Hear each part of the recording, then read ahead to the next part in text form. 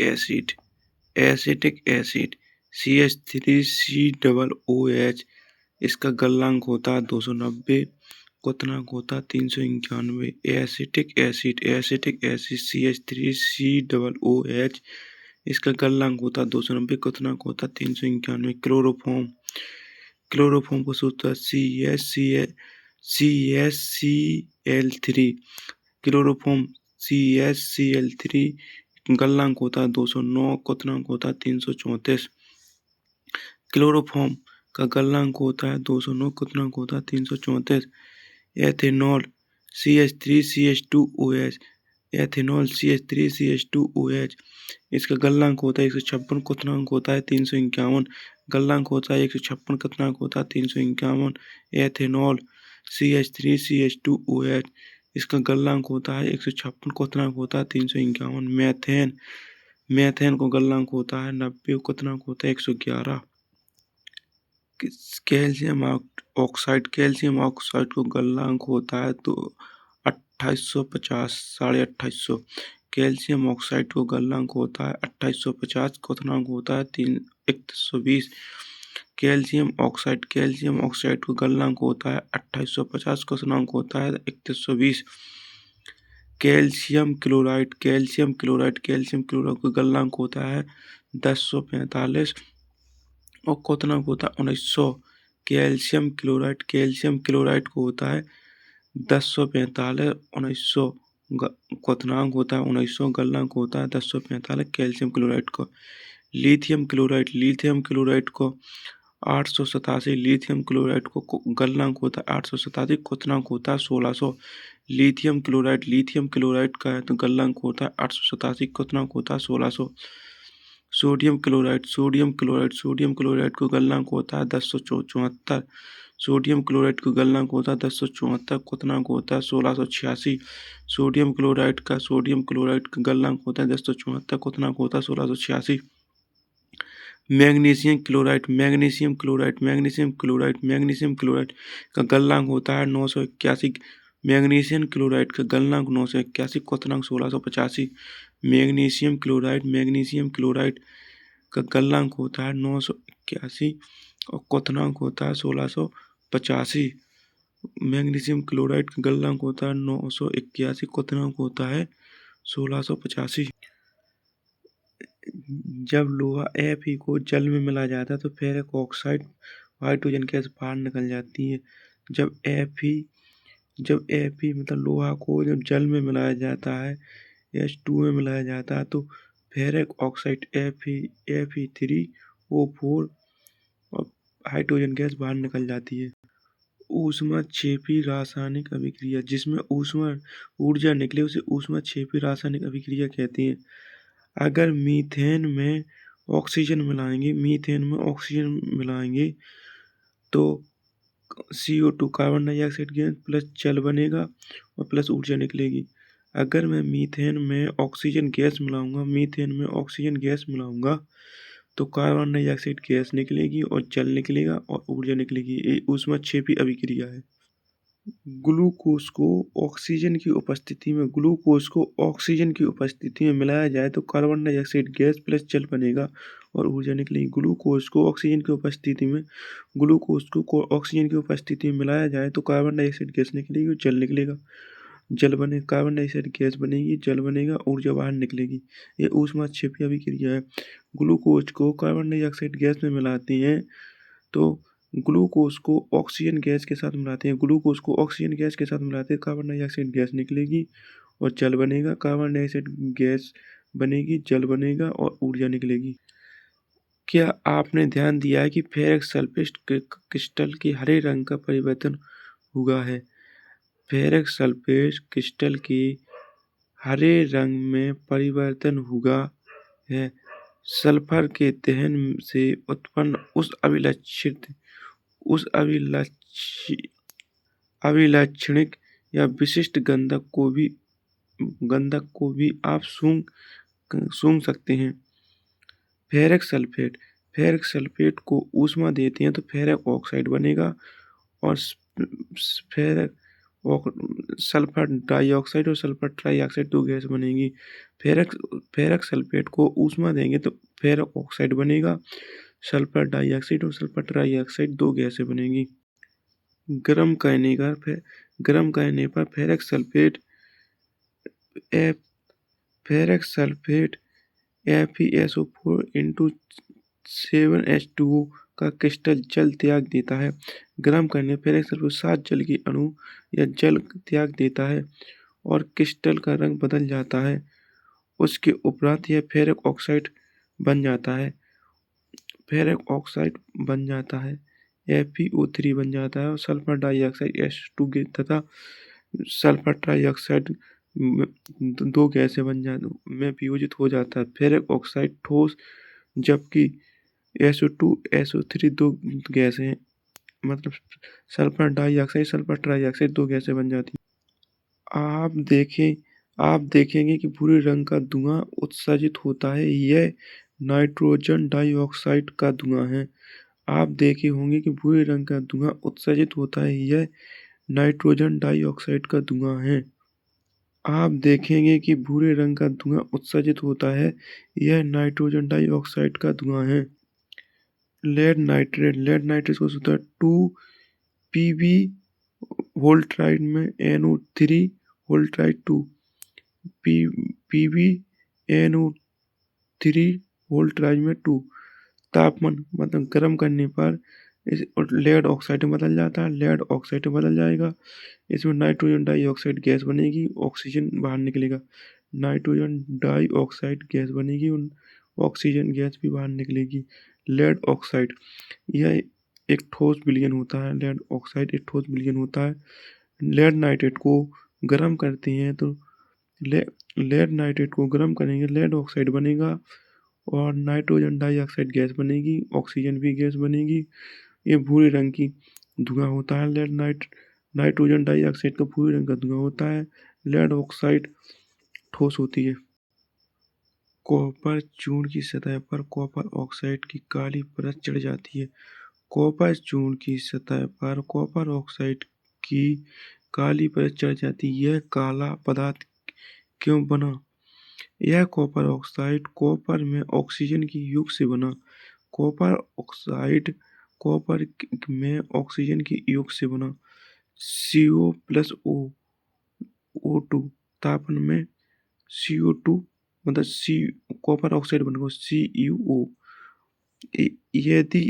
यदि इस गर्म पदार्थ CO के ऊपर हाइड्रोजन गैस प्रवाहित की जाए तो सतह की काली परत भूरे रंग की हो जाती है, क्योंकि इस स्थिति में विपरीत अभिक्रिया संपन्न होती है।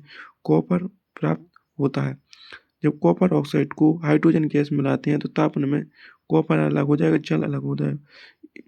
अभिक्रिया के समय जब किसी पदार्थ में ऑक्सीजन की वृद्धि होती है तो कहते हैं कि यह उपचयन हुआ है। अगर है तो ऑक्सीजन की वृद्धि हुई तो उपचयन हुआ है। ऑक्सीजन की ह्रास होता है तो इसे अपचयन हुआ है। अम्ल धातु के साथ अभिक्रिया लवण और हाइड्रोजन गैस बनाते हैं। अम्ल धातु के साथ अभिक्रिया लवण और हाइड्रोजन गैस बनाते हैं। अम्ल को धातु के साथ अभिक्रिया लवण और हाइड्रोजन गैस बनाते हैं। एग्जाम्पल सोडियम हाइड्रोक्साइड को जिंक के साथ अभिक्रिया करेंगे तो सोडियम जिंकेट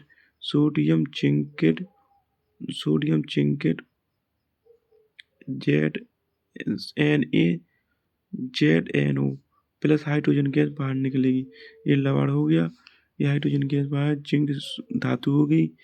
NaOH की क्रिया जिंक के साथ कराएंगे। NaOH की क्रिया जिंक के साथ कराएंगे तो NaZNO प्लस जल हाइड्रोजन गैस बनेगा।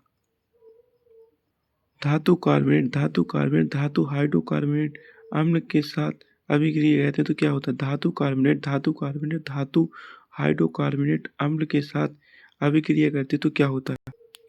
सोडियम कार्बोनेट को HCl के साथ अभिक्रिया करते हैं तो NaCl sodium chloride sodium chlorine plus जल बनेगा और कार्बन डाइऑक्साइड बाहर निकलेगी। सोडियम कार्बोनेट को अम्ल के HCl के साथ मिलाएंगे तो NaCl और जल और कार्बन डाइऑक्साइड बाहर निकलेगी। सोडियम हाइड्रोकार्बोनेट को HCl अम्ल के साथ अभिक्रिया करें NaCl बनेगा और जल बनेगा और कार्बन डाइऑक्साइड बाहर निकलेगी। सोडियम हाइड्रोकार्बोनेट को अम्ल के साथ HCl के साथ मिलाएंगे तो NaCl बनेगा और जल बनेगा, कार्बन डाइऑक्साइड बाहर निकलेगी। धातु हाइड्रोकार्बोनेट को अम्ल के साथ मिलाएंगे तो लवण बनेगा, कार्बन डाइऑक्साइड गैस बनेगी, जल बनेगा। धातु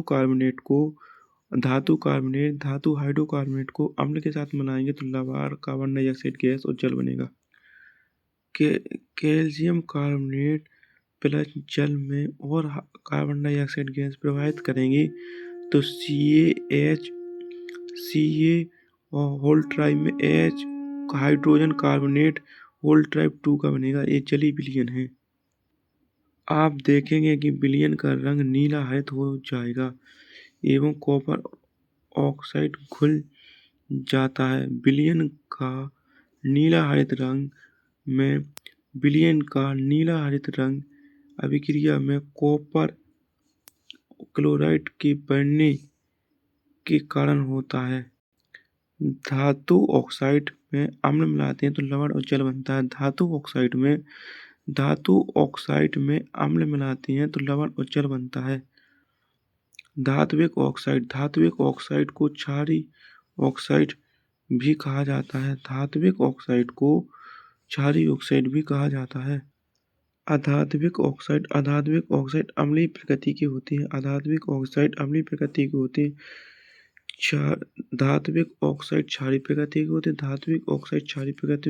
हैं और अधात्विक ऑक्साइड अम्लीय प्रकृति के होते हैं। जल में अम्ल या क्षारक मिलाने पर आयन की सांद्रता में H+H3O+ या OH- में प्रति इकाई आयतन में कमी हो जाती है। इस प्रक्रिया को तनुकरण कहते हैं एवं अम्ल या क्षारक को तनुकृत होते हैं।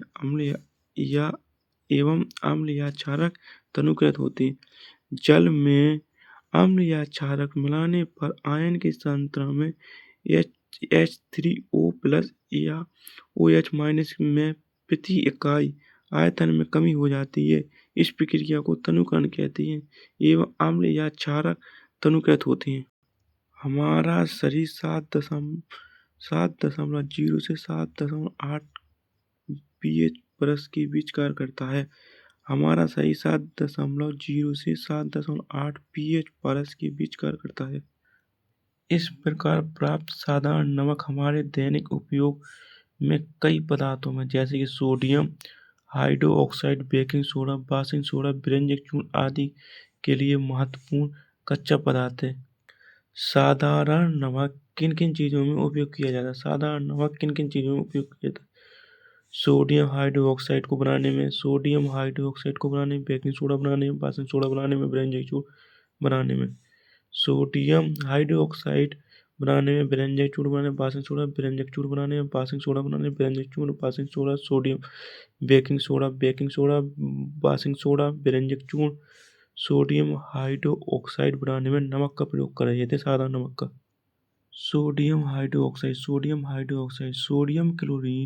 सोडियम क्लोराइड के जलीय विलयन लवण जल में विद्युत प्रवाहित करने पर यह वियोजित होकर सोडियम हाइड्रोक्साइड उत्पन्न करता है।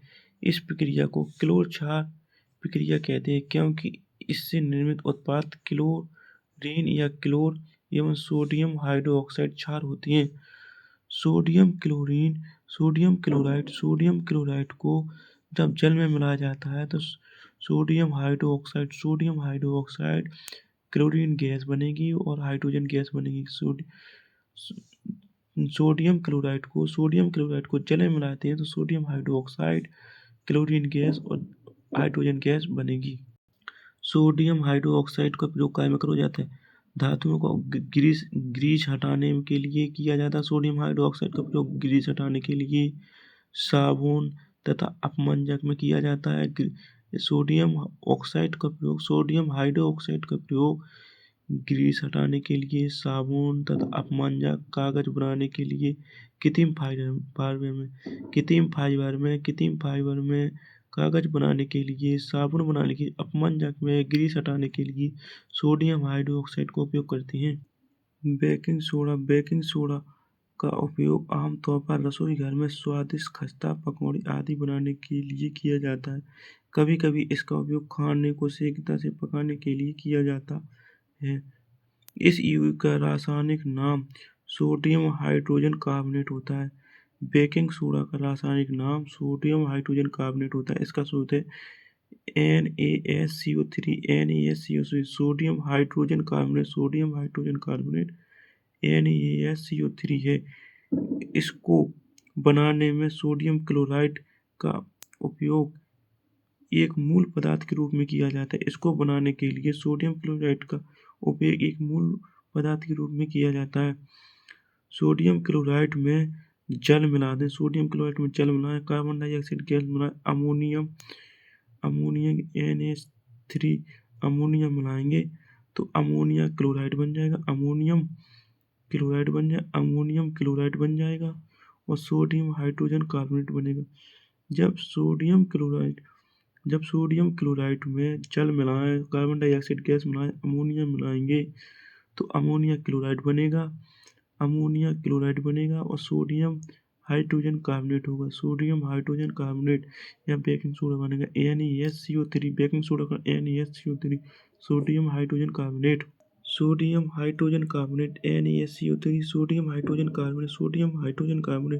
NaSCO3 को ऊष्मा देंगे तो सोडियम कार्बोनेट बदल जाएगा Na2CO3। सोडियम कार्बोनेट में बदल जाएगा Na2CO3। जब NaSCO3 सोडियम हाइड्रोजन कार्बोनेट को ऊष्मा देंगे तो सोडियम कार्बोनेट में बदल जाएगा Na2CO3 और प्लस जल बनेगा और कार्बन डाइऑक्साइड गैस निकलेगी। जल बनेगा, कार्बन डाइऑक्साइड गैस बनेगी, सोडियम कार्बोनेट Na2CO3 जल बनेगा, carbon dioxide. Sodium hydrogen carbonate को NaSCO3 को ऊष्मा देंगे, सोडियम कार्बोनेट बनेगा Na2CO3 और प्लस जल बनेगा और कार्बन डाइऑक्साइड बाहर निकलेगी। बेकिंग पाउडर बनाने में baking soda, sodium hydrogen carbonate एवं टार्ट्रिक अम्ल जैसे एक मंद खाद अम्ल जैसे मिश्रण या जब बेकिंग पाउडर को गर्म किया जाता है या जल में मिलाया जाता है तो निम्नलिखित अभिक्रिया होती है। सोडियम हाइड्रोजन कार्बोनेट प्लस में H प्लस किसी अम्ल से मिलाया जाता है तो कार्बन डाइऑक्साइड गैस मिलेगी, जल बनेगा, कार्बन डाइऑक्साइड गैस जल बनेगा, अम्ल का सोडियम लवण बनेगा।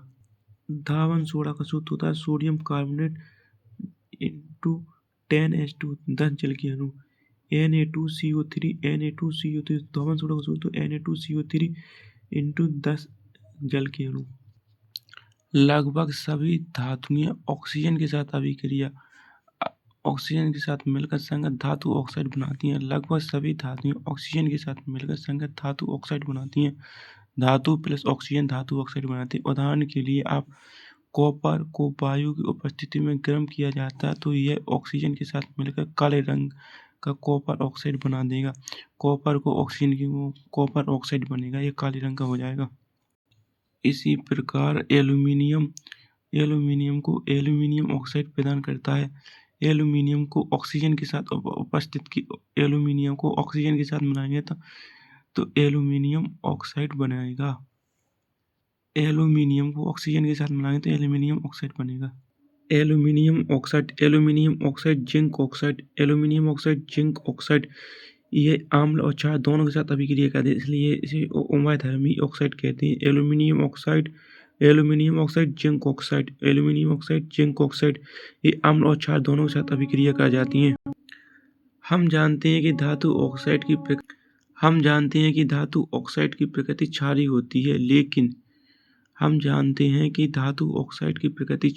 है, लेकिन एल्यूमिनियम ऑक्साइड, जिंक ऑक्साइड जैसे कुछ धातुएं अम्ल तथा क्षार दोनों प्रकार की दोनों प्रकार के व्यवहार प्रदर्शित करती हैं, जैसे कि धातु ऑक्साइड जो अम्ल तथा क्षार दोनों से अभिक्रिया करके लवण और जल प्रदान करती हैं। इसे उभयधर्मी ऑक्साइड कहते हैं। एल्यूमीनियम ऑक्साइड, जिंक ऑक्साइड उभयधर्मी ऑक्साइड होती है। एल्यूमीनियम ऑक्साइड, जिंक ऑक्साइड उभयधर्मी ऑक्साइड है।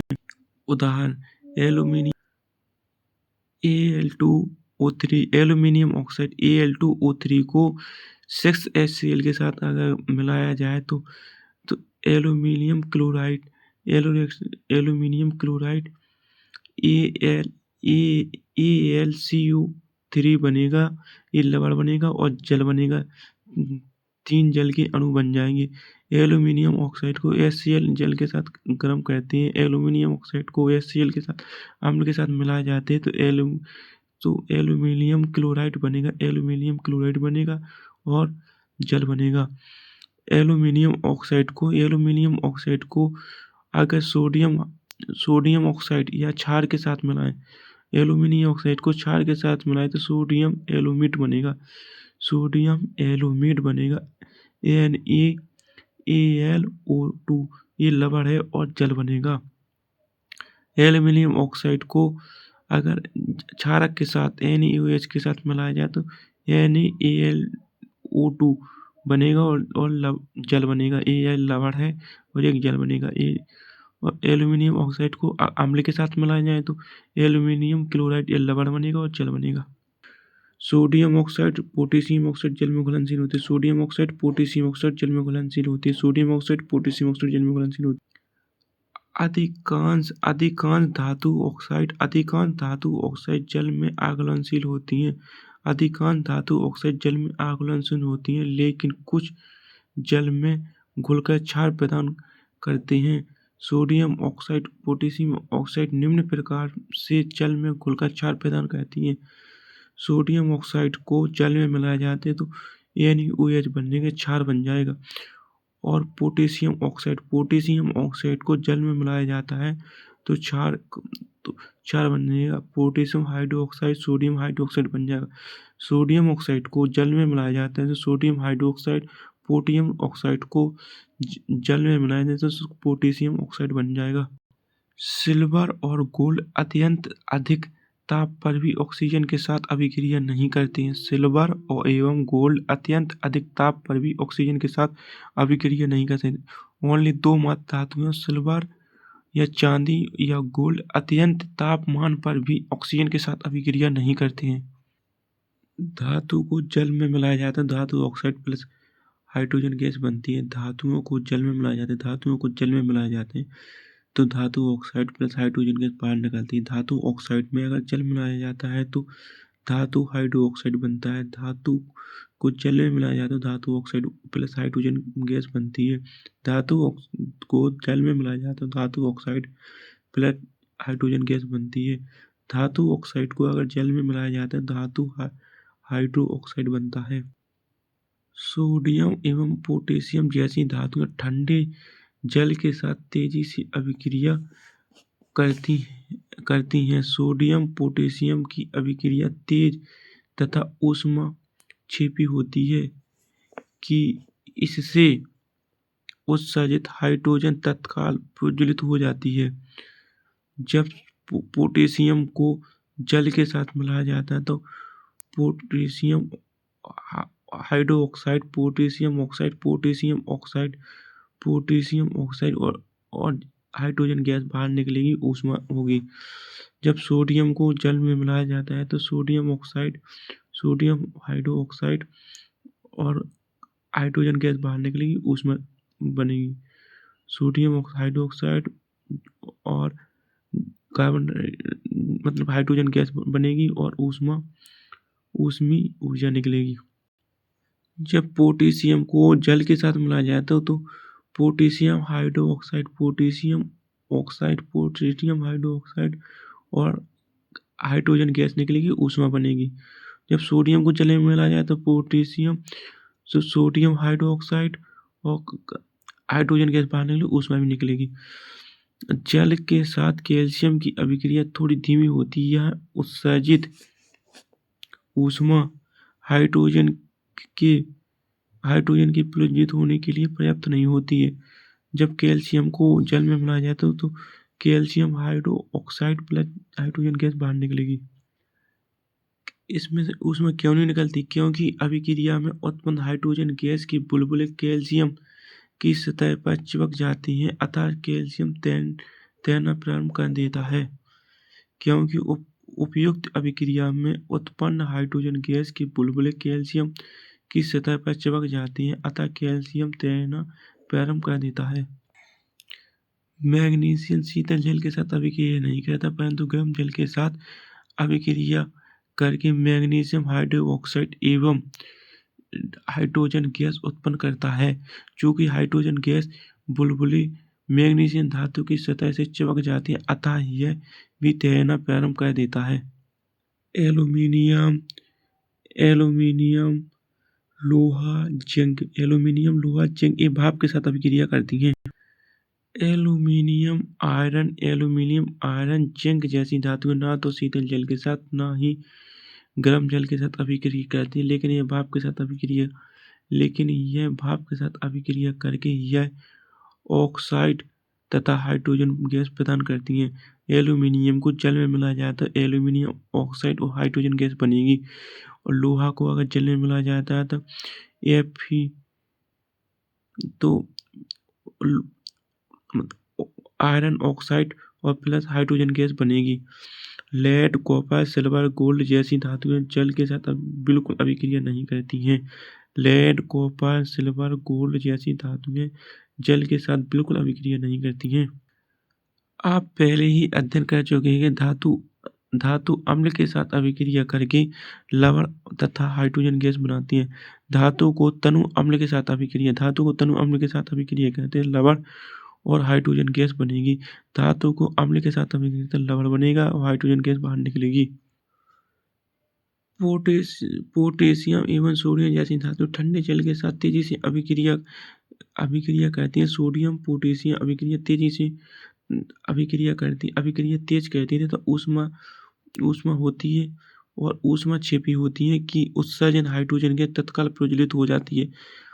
ठीक है, अगर पोटेशियम को जल के साथ अभिक्रिया कर दें तो पोटेशियम हाइड्रोक्साइड बनेगा। क्यों बनेगा?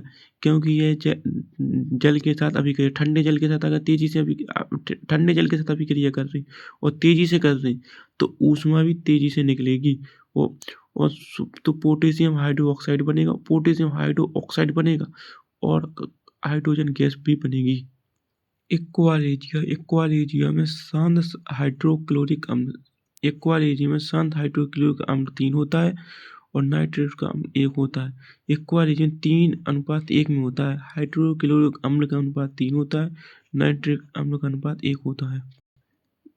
यह विस्थापन अभिक्रिया अत्यधिक ऊष्मा छिपी होती है। इसमें अत्यधिक ऊष्मा की मात्रा इतनी अधिक होती है कि धातु गलित अवस्था में प्राप्त होती है। अतः वास्तव में आयरन ऑक्साइड Fe2O3 के साथ एल्यूमीनियम की अभिक्रिया का उपयोग रेल की पटरी एवं मशीनी पुर्जों की दरों को जोड़ने के लिए किया जाता है। इस अभिक्रिया को थर्मेटिंग अभिक्रिया कहते हैं। थर्मेटिंग अभिक्रिया कहते हैं। आयरन ऑक्साइड को Fe2O3 के साथ एल्यूमीनियम की अभिक्रिया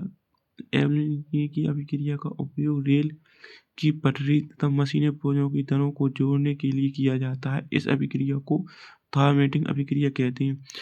Fe2O3 iron oxide Fe2O3 iron oxide Fe2O3 को एल्यूमीनियम के साथ अभिक्रिया कहते हैं तो Fe बनेगा, एल्यूमीनियम ऑक्साइड बनेगा, Fe अलग हो जाएगा, ऊष्मा भी निकलेगी। एथेनॉल को CH3CH2OH को क्षारीय के साथ पोटेशियम परमैंगनेट में ऊष्मा देते हैं, या अम्लीय प्रकृति में पोटेशियम डाइक्रोमेट में ऊष्मा देंगे तो यह बन जाएगा एथेनोइक अम्ल। इसे CH3COOH एसिटिक एसिड बन जाएगा। इसको क्या बोलते हैं? CH3CH2OH एथेनॉल को क्षारीय प्रक्रिया KMnO4 क्षारीय प्रकृति में KMnO4 ऊष्मा देंगे या अम्लीय में K2Cr2O7 प्लस में ऊष्मा देंगे तो यह बनेगा CH3COOH एसिटिक अम्ल या एथेनोइक अम्ल। परिक्षेप व्यवस्था से परिक्षेप माध्यम में जाएंगे तो प्रकार। उदाहरण जैसे परिक्षेप व्यवस्था में द्रव हो, द्रव से हमें परिक्षेप माध्यम गैस में जाना। परिक्षेप व्यवस्था द्रव है और परिक्षेप माध्यम में गैस में जाना है तो एयरोसोल बनेगा। इसको उदाहरण के लिए द्रव से गैस में जाना है, द्रव से अगर मुझे गैस में जाना है तो एयरोसोल प्रकार होगा कोहरा बादल कुहास। द्रव से गैस में जाएंगे तो एयरोसोल बनेगा कोहरा बादल कुहासा। परिक्षेप व्यवस्था परिक्षेप माध्यम प्रकार एयरोसोल। उदाहरण कोहरा बादल कुहासा। द्रव से गैस में जाएंगे एयरोसोल कोहरा बादल कुहासा। परिक्षेप व्यवस्था ठोस। परिक्षेप व्यवस्था कैसी होगी? ठोस। और ठोस से हमें गैस में जाना, ठोस से काय में जाना? गैस में जाना है तो एरोसोल बनेगा। ठोस से गैस में एरोसोल इसे कहती है धुआं। स्वचालित वाहन का निस्तार। ठोस से गैस में जाना तो एरोसोल धुआं स्वचालित वाहनों का निस्तार। परिक्षेप व्यवस्था कैसी है? ठोस है, ठोस से गैस में जा रहा तो एरोसोल धुआं स्वचालित वाहन का विस्तार। अब परिक्षेप व्यवस्था कैसी है मेरी? गैस में, गैस से कहाँ में? द्रव में। परिक्षेप माध्यम क्या है? द्रव। परिक्षेप व्यवस्था गैस से द्रव में जाएगी तो फॉर्म में शेविंग क्रीम का फॉर्म का उदाहरण शेविंग क्रीम का फॉर्म का प्रकार। यह परिक्षेप व्यवस्था कैसी है? गैस से मैं द्रव में जाएगा तो क्या बनेगा? फॉर्म। गैस से द्रव में जाएगा तो फॉर्म में शेविंग क्रीम। अगर मैं द्रव से द्रव में जाऊंगा तो एम्लिशन। द्रव से द्रव में जाऊं तो एम्लिशन दूध फेस क्रीम। द्रव से द्रव में जाऊं तो एम्लिशन दूध फेस क्रीम। अगर ठोस से द्रव में जाऊंगा तो सोल बनेगा। ठोस से द्रव में जाऊंगा तो सोल। मिल्क मैग्नीशियम मिल्क या कीचड़। ठोस से द्रव में सोल बनेगा। ठोस से द्रव में सोल मैग्नीशियम मिल्क या कीचड़। ठोस से परिक्षेप व्यवस्था कैसी थी इसकी? ठोस थी। ठोस से परिक्षेप माध्यम क्या है इसको? द्रव। वो बनेगा क्या? सोल मैग्नीशियम मिल्क या कीचड़। अब परिक्षेप व्यवस्था कैसी है मेरी? गैस है, गैस से मैं ठोस में जाऊंगा, गैस से कहाँ में जा रहा हूँ? ठोस में। गैस से ठोस में जाऊंगा तो फॉर्म बनेगा। गैस से ठोस में जाऊंगा तो फॉर्म रबर स्पंज या म्यूजियम।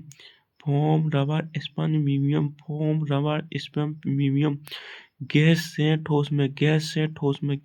ठोस में जाऊंगा तो फॉर्म बनेगा फॉर्म रबर स्पंज और म्यूजियम।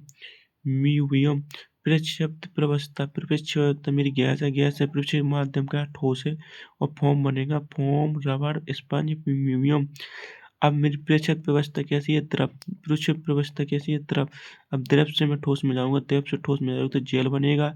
जेल को कहते हैं जेली पनीर मक्खन। द्रव से ठोस में जाऊंगा। परिक्षेप व्यवस्था कैसी है मेरी? द्रव से जाऊंगा मैं ठोस में तो जेल बनेगा जेली पनीर मक्खन। अब ठोस से ठोस में जाऊंगा ठोस सोल बनेगा जैसे रंगीन रत्न पत्थर या दूध या कांच। ठोस से ठोस में जाऊंगा ठोस सोल बनेगा रंगीन रत्न पत्थर दूध या कांच। द्रव से ठोस में जाना द्रव है मेरा कोई माध्यम। परिक्षेप व्यवस्था कैसी है? परिक्षेप व्यवस्था मेरी द्रव है। द्रव से मेरा परिक्षेप माध्यम मेरा ठोस है और जेल बनेगा जेली पनीर मक्खन को उदाहरण है। अगर परिक्षेप व्यवस्था मेरी गैस है, गैस परिक्षेप व्यवस्था कैसी है? गैस से मैं ठोस में जा रहा हूँ तो फॉर्म बनेगा form rubber sponge museum. Gas से जाऊंगा मैं ठोस में। परिक्षेप व्यवस्था कैसी है? परिक्षेप व्यवस्था कैसी है? गैस से मैं ठोस में जाऊंगा तो फॉर्म बनेगा फॉर्म में कैसी है? Form rubber sponge museum. Gas से ठोस में जाऊंगा तो फॉर्म बनेगा फॉर्म रबर स्पंज मीडियम। समस्थानिक समस्थानिक में परमाणु संख्या समान, समस्थानिक में परमाणु संख्या समान लेकिन द्रव्यमान अलग अलग होता है। समस्थानिक परमाणु संख्या समान लेकिन द्रव्यमान अलग अलग होता है। समस्थानिक में परमाणु संख्या समान लेकिन द्रव्यमान अलग अलग होता है। हाइड्रोजन के परमाणु को लेकर 3 परमाणु स्पिन होती है, परमाणु स्पिन होती है। पोटेडियम, ड्यूटेरियम, ट्रिटियम। पोटे प्रोटियम, ड्यूटेरियम, ट्रिटियम। पोटेडियम में एक एक होता है, ड्यूटेरियम में 2+1 होता है, ट्रिटियम में 3/1 होता है। समान प्रत्येक में परमाणु संख्या समान लेकिन द्रव्यमान संख्या भिन्न भिन्न होती है।